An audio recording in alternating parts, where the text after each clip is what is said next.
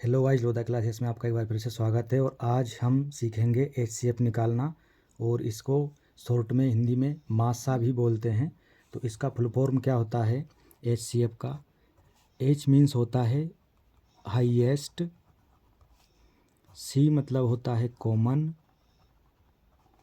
और F मतलब होता है फैक्टर। पूरा नाम क्या होता है इसका? Highest common factor. और इसे हिंदी में कहते हैं महत्तम समापवर्तक।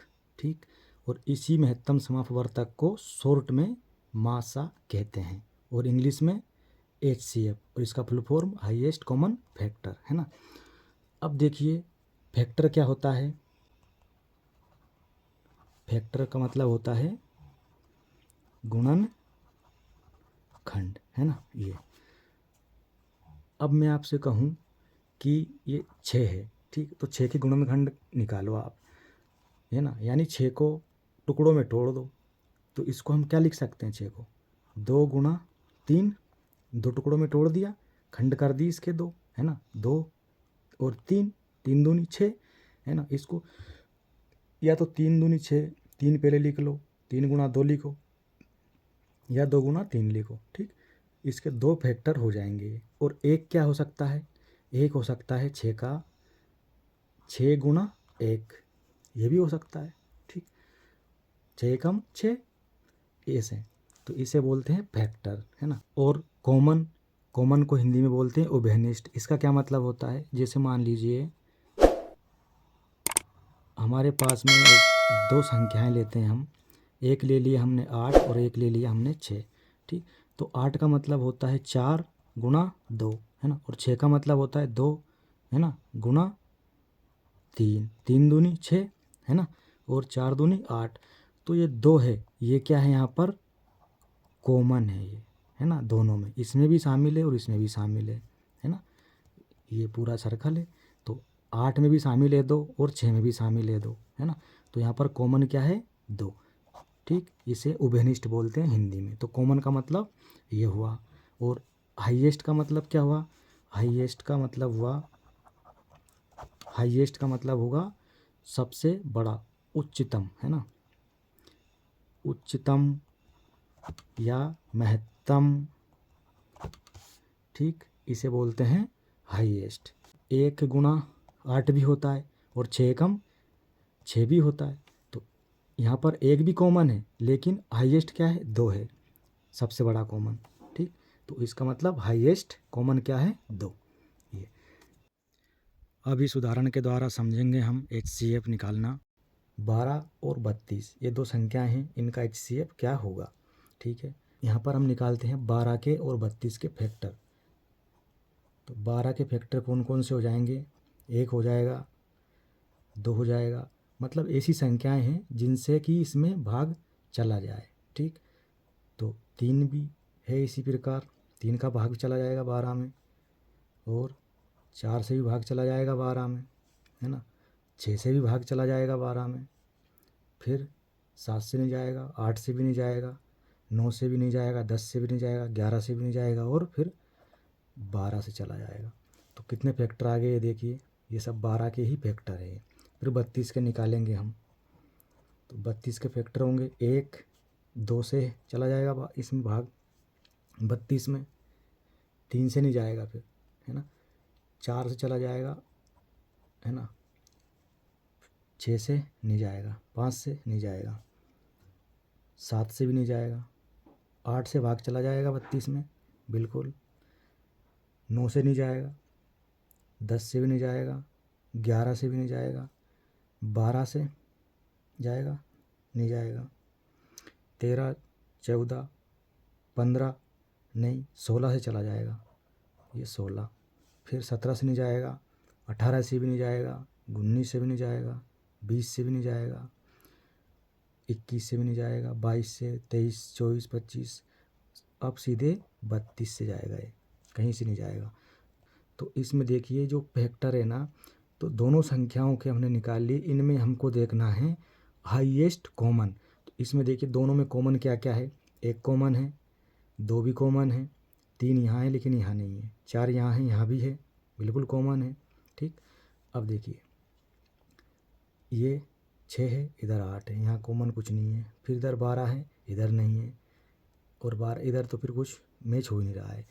तो देखिए अब इसके मुताबिक क्या है, हाईएस्ट कॉमन लेना है। तो हाईएस्ट कॉमन क्या है इसमें, देखिए ये हाईएस्ट कॉमन है यहाँ पर, है कि नहीं। ठीक, तो इसका जो HCF होगा वो कितना होगा, 4। ठीक, इसके अनुसार हाईएस्ट कॉमन ही क्या होता है, HCF होता है किन्हीं भी संख्याओं का। और इसका मतलब ये है कि 4 वह बड़े से बड़ा कॉमन फैक्टर है जिसका भाग इसमें भी चला जाएगा और इसमें भी चला जाएगा। देखिए आप 4 का भाग 12 में जा रहा है आराम से, 4 3 12, 32 में भी चला जाएगा, 4 8 32। ठीक, लेकिन अब इससे बड़ी कोई कॉमन इसमें मैच है ही नहीं है, छोटी संख्या लेना नहीं है, क्योंकि इसका कहना है हाईएस्ट कॉमन फैक्टर को ही लेना है। ठीक है, तो ये फैक्टर ऐसे अपन ने निकाले और उसमें ये कॉमन देखा हाईएस्ट क्या था, तो 4 हाईएस्ट था, तो यही क्या है इसका आंसर। ठीक है, तो अब हम समझेंगे HCF को निकालने की कौन कौन सी विधियां होती है। तो HCF को निकालने के लिए 2 विधियों का उपयोग किया जाता है, एक होती है गुणनखंड विधि और दूसरी होती है भाग विधि। दोनों विधियां हम यहाँ पर समझेंगे। उदाहरण के लिए मान लीजिए सवाल है हमारे पास में 16 और 24 का HCF आपको निकालना है। ठीक है, का HCF ज्ञात करें। ठीक, तो इसका HCF हम इन दोनों विधियों से निकाल कर देखेंगे। ठीक है, तो यहाँ पर इधर हम करेंगे गुणनखंड विधि, इधर भाग विधि से करेंगे। तो गुणनखंड विधि से करने के लिए क्या करते हैं, इनके हम पहले गुणनखंड निकालते हैं, यानी फैक्टर निकालते हैं, प्राइम फैक्टर। ठीक है, तो जैसे 16 है हमारे पास में, ये यहाँ पर ऐसे लिखेंगे, 16 को लाइन खींचेंगे ऐसे। ठीक, इसे यहाँ 24 लिख लेंगे, लाइन खींचेंगे ऐसे। ठीक, इनके क्या निकालेंगे हम, फैक्टर। और फैक्टर कौन से, प्राइम फैक्टर। अब LCM आपने जब किया होगा ऐसे गुणनखंड निकालने के लिए, तो इसका तरीका क्या रहता है, जो प्राइम संख्याएं होती है, प्राइम नंबर होते हैं, अभाज्य संख्याएं होती है, जैसे कौन कौन सी होती है, ये होती है आपकी अभाज्य संख्याएं, 2 होती है, 3 5 7, है ना, फिर 11 13 17 और ऐसे 19 आदि। तो इसका तरीका ये है, सबसे पहले हम देखेंगे सम संख्याएं हैं तो 2 से भाग चला जाएगा, 2 से नहीं जाता तो हम 3 से देते, 3 से नहीं जाता भाग तो फिर हम 5 से देते ऐसे। पर ये जो संख्याएं हैं ना, ये अभाज्य संख्याएं, इन्हीं को हम यहाँ पर उपयोग करते हैं भाग में। 2 से देंगे भाग यहाँ पर हम, चलिए तो कितनी बार जाएगा, 8 बार। फिर देखिए, फिर 2 से देंगे कितनी बार जाएगा, 4 बार।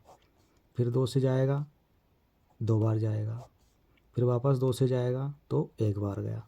ठीक है, अब यहाँ पर 24 है तो 24 में हम 2 से भाग दे सकते हैं, बिल्कुल, है ना, चला जाएगा कितनी बार, 12 बार। फिर 2 से देंगे कितनी बार जाएगा, 6 बार जाएगा। फिर 2 से देंगे 3 बार जाएगा। ठीक, फिर अब 3 से ही जाएगा 1 बार। तो ये हमने निकाल ली इसके प्राइम फैक्टर, गुणनखंड। ठीक, इनको लिखने के लिए हम क्या करेंगे, यहाँ पर लिख लेंगे इनको, ये 16 लिख के और ये 2 गुणा 2 गुणा 2 गुणा 2। ठीक, ये लिख लिए। इसी प्रकार 24 के लिखेंगे हम, और यहाँ पर हम 24 के लिख लेंगे, 2 गुणा 2 गुणा 2 गुणा 3। ठीक, अब देखिए यहाँ पर करना क्या है, कॉमन निकालना है इनमें। तो देखिए यहाँ पर 2 है, यहाँ पर भी 2 है, तो ऐसे जोड़ा बना लेना है इनका। यहाँ पर भी 2 है, यहाँ पर भी 2 है, तो ऐसे जोड़ा बना लेना है इनका। यहाँ पर भी 2 है, यहाँ पर भी 2 है, तो इसका अपन को जोड़ा बना लेना है। अब यहाँ 2 है, यहाँ 3 है, तो कोई मतलब नहीं बन रहा है, इनका जोड़ा नहीं बन रहा है, इनको हम छोड़ देंगे इनको। ठीक है, तो इनको लेंगे बराबर, 2 यहाँ से ले लेंगे, 2 इनमें से ले लेंगे, बीच में गुणा लगाएंगे, 2 इनमें से ले लेंगे, और इनमें कोई कॉमन नहीं, इनको हम छोड़ देंगे। 2 गुणा 2 गुणा 2, मतलब कितना हो जाएगा, 2 दूनी 4, 4 दूनी 8। ठीक, तो ये क्या है, हमारा आंसर है। किसका आंसर है ये, 16 और 24 का जो हमने HCF निकाला, कितना आया, 8, है ना। ये क्या है, HCF है। अब देखिए 16 और 24 का HCF हम भाग विधि द्वारा करते हैं, तो इसमें क्या करना रहता है, ये दो संख्याएं दे रखी है, तो छोटी संख्या से हम क्या करेंगे, बड़ी संख्या में भाग लगा देंगे। ठीक है, तो जैसे 16 है, 16 का भाग लगा देंगे हम 24 में। ठीक, कितनी बार जाएगा, एक ही बार जाएगा, 2 बार में ज़्यादा हो जाएगा। एक बार गया, ये 16 माइनस कर देंगे, एक ले लेंगे, 14 हो गया, 14 में से 6 गया तो 8 बचा, और यहाँ कुछ नहीं बचा। अब क्या है, समझने वाली बात यह है, तो 8 आया ना ये शेषफल, इसका भाग किस में देंगे हम, इसमें देंगे अब। ठीक, इसमें ऐसे करके, तो यहाँ पर यही सबसे इम्पोर्टेंट बात है, जो शेषफल आया उसका भाग किस में देंगे हम, इसमें, है ना। तो इसको यहाँ लिख लिया हमने। अब 8 का टेबल पढ़िए, तो 8 दूनी 16, घटा दो तो ये कुछ नहीं बचा शेषफल। तो यहाँ पर क्या है, देखिए जब यहाँ शेषफल शून्य हो जाता है, यानी भाग पूरी तरीके से चला गया, कोई शेषफल अब नहीं बचा, तो यही क्या है, इसका आंसर होता है ना। ये क्या है, इसका HCF, है ना। और यहाँ से भी कितना मिला, 8। ठीक, और यहाँ से भी क्या मिला था, 8, यानी जो गुणनखंड विधि थी उससे भी आंसर निकाला हमने ऐसे करके, और भाग विधि से ऐसे करके। तो दोनों में से जो भी विधि अच्छी लगे उसको आप कर सकते हैं। ठीक है, चलिए, हमने जो उदाहरण देखा था उसमें संख्याएं छोटी थी, और जब संख्याएं बड़ी होगी इसी प्रकार से और इनसे भी बड़ी, तब हम HCF कैसे निकालेंगे। ठीक है, क्या हम इनका गुणनखंड निकालेंगे ऐसे कर करके। ठीक, तो काफ़ी लंबा हो जाएगा, है ना, और समय भी लगेगा। तो इसको हम क्या करेंगे, ऐसी बड़ी संख्याओं को हम भाग विधि द्वारा हल करेंगे। ठीक है, तो भाग विधि से हम कैसे करते हैं, छोटी संख्या ये है, उसका भाग हम बड़ी संख्या में दे देते हैं। ठीक, तो इसी का उपयोग यहाँ पर हम करेंगे भाग विधि का। तो लगाएंगे हम भाग 425 का इसमें 476 में। ठीक, एक ही बार जाएगा, तो ये हो जाएगा 425, 6 में से 5 गया तो 1 बचा, 7 में से 2 गया तो 5 बचा, यहाँ कुछ नहीं बचा। अब क्या करेंगे हम, इसका भाग किस में देंगे, इसमें देंगे, तो इसको उठाकर यहाँ लिख देंगे हम 425 को। ठीक है, अब देखिए कितनी बार जाएगा, 51 का पहाड़ा पढ़ेंगे हम, तो देखिए 5 का हम 7 बार पढ़ते हैं, तो 5 7 35, है ना, यानी कि 350 के लगभग रहेगा। 8 बार में 8 पंज 40, ठीक, तो 400 के आसपास रहेगा, और 9 बार में 9 पंज 45, ज़्यादा हो जाएगा। तो कितनी बार जाएगा, 8 बार, है ना। तो 8 एकम 8 और 8 पंज 40, घटा दीजिए अब। ठीक, एक इधर ले लेंगे, 15 हो गया, 15 में से 8 गया तो 7 बचा, यहाँ 1 हो गया, 1 में से 0 यानी 1 बचा, और ये कुछ नहीं बचा, 17 बचा। अब इसका भाग किस में देते हैं हम, इसमें देते हैं, तो इसको यहाँ लिख लेंगे इधर, ये 51 को। ठीक, अब पढ़िए 17 का टेबल, 17 तिये 51, ये माइनस कर दीजिए ना, 1 में से 1 गया तो 0, 5 में से 5 गया तो 0। ठीक, आंसर कब आता है इसमें, जब इसका शेषफल शून्य हो जाए, तो जो अंतिम भाजक होता है, तो अंतिम भाजक कौन सा है, ये इसके बाद और भाग जा ही नहीं रहा है कहीं से कहीं भी, है ना। तो यही क्या है, हमारा HCF है। क्या है, HCF, है ना। तो आंसर कितना आ गया हमारा, यहाँ से ये 17। ठीक, हमारे पास अगला जो उदाहरण है 48, 72, 54 का HCF ज्ञात करें। ठीक है, तो अभी हमने जैसे 2 संख्याएं थी, इससे पहले वाला जो सवाल किया था उसमें, है ना, यहाँ पर 3 संख्याएं हैं। तो भाग विधि में जब ऐसे 3 संख्याएं आ जाएगी, है ना, या इससे भी ज़्यादा हो, तो कैसे करेंगे उस कंडीशन में। देखिए क्या करना है, कोई सी भी 2 संख्याएं ले लीजिए। ठीक है, उनमें जो छोटी संख्या है उसका भाग आप बड़ी संख्या में लगा दीजिए। ठीक, जैसे यहाँ पर 54 है, 54 का 72 में लगा दो, या 48 का 72 में लगा दो, या 48 का 54 में लगा दो। किसी भी संख्या का मतलब एक का पहले उससे बड़ी संख्या में भाग दे दो। ठीक, और शेषफल शून्य होने पर जो भाजक आएगा उसका भाग देंगे हम जो एक संख्या बची है उसमें। और आगे इसको हम हल करते हैं और समझते हैं। हम क्या करते हैं, 48 का भाग देते हैं हम 72 में। ठीक, तो ये ले लेते हैं हम 48 और भाग लगाते हैं किस में, 72 में। तो 48 दूनी 96 हो जाएगा, तो एक ही बार जाएगा, ये एक बार गया, माइनस लगा के घटा देते हैं हम। ठीक, 2 से 8 नहीं घटेगा, एक इधर लिया, 12 हो गया, 12 में से 8 गया तो 4 बचा, यहाँ 6 हो गया, 6 में से 4 गया तो 2 बचा। ठीक, अब देखिए 24 आ गया, 24 का भाग किस में देंगे हम, इसमें देंगे, इसको कहाँ लिख देंगे, इधर, तो ये 48 हमारा इधर आ गया। ठीक, 24 का पहाड़ा पढ़िए, 2 बार जाएगा, 24 दूनी 48, घटा दीजिए, 0 0, कुछ नहीं बचा।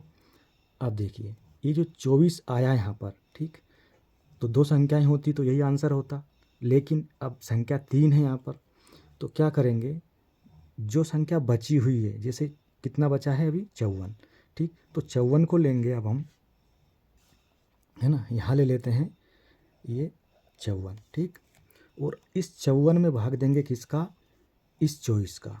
ठीक है, ये यहाँ समझने वाली बात है। ठीक, ये 24 का, तो 24 दूनी 48,